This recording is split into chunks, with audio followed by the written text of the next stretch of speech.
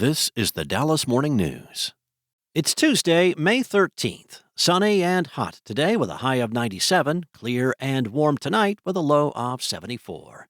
The area is still on track for its first triple-digit temperature day tomorrow. Here are today's headlines. Well, it finally happened. Hell froze over, Lady Luck howled in laughter, and cue Al Michaels saying, "Do you believe in miracles, Dallas?" Yes! With less than a 2% chance of landing the first overall pick in Monday evening's NBA draft lottery, the ping pong ball popped up for the Mavericks, securing the top pick in the upcoming NBA draft. With that top pick, it gives Dallas the ability to land Duke's Cooper Flagg, the consensus top selection. Many are projecting Flagg to be the most offensively and defensively versatile draftee since 18-year-old LeBron James back in 2003. Until Monday, the Mavericks' draft lottery luck has been nothing short of rotten. This was the first time in 17 draft lottery attempts that the franchise got a higher pick than the odds projected. Only one other time in the history of the draft have the Mavericks had the top overall pick, and that was back in 1981 when the Mavs selected Mark Aguirre. In other news, Dallas's Office of Equity and Inclusion, which was heavily featured in the region's human rights proposal required to host next year's FIFA World Cup, could be on the chopping block if a Texas Senate bill intended to eliminate diversity, equity, and inclusion departments in local governments becomes law. The legislation seeks to ensure governments hire, train, and promote employees based on merits and qualifications, instead of things like race, gender, background, and other social context. In Dallas, the Equity Office has been at the helm of data analysis, guiding where and how the City Council invests money to progress efforts in southern Dallas, south of Interstate 30, to bring parity in the quality of life and infrastructure development that neighbors in the northern half of the city are more accustomed to. The department also investigates discrimination in housing and employment and oversees the implementation of a plan to improve ADA infrastructure. Opponents of the bill say its language is vague and broad and could go beyond just eliminating the department.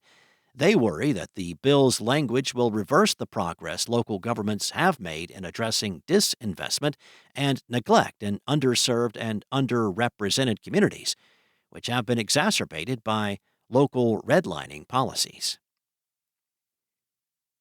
Next up, U.S. Marine Corporal Dakota Meyer, who once rescued 36 people during a battle in the war-torn mountains of Afghanistan, was still in his 20s when the trauma came for him. Alcoholism, flashbacks, rages, and midnight panic attacks wrecked his life, his marriage, and his ability to parent his daughters. Then the Medal of Honor recipient traveled to Mexico to be treated with ibogaine, a centuries-old psychoactive drug derived from a plant indigenous to Central Africa, increasingly viewed by the medical and science community as the next big hope in trauma, depression, addiction, and brain injury treatment.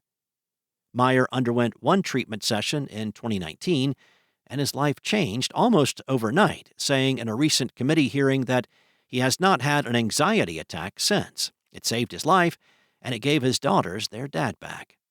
Now, Meyer and other advocates of ibogaine are pushing to bring clinical trials to Texas, not only to help traumatized veterans and addicts who would participate, but also to build on the state's vast medical research network to eventually make the treatment available in the U.S.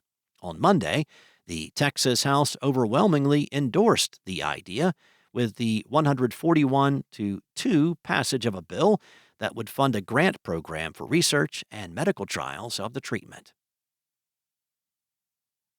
And when the Dallas Cowboys drafted guard Tyler Booker in the first round of the NFL draft, it was with the desire to beef up the offensive front line against a talented Philadelphia Eagles defensive front.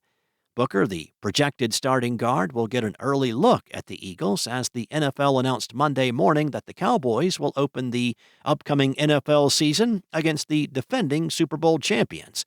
The Week 1 game is scheduled Thursday, September 4th in Philadelphia. It will be televised by NBC and streamed on Peacock.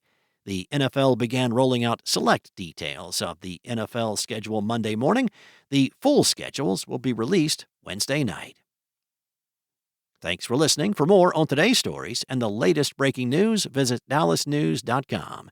Enjoy your day, and I will be back tomorrow with more from the Dallas Morning News.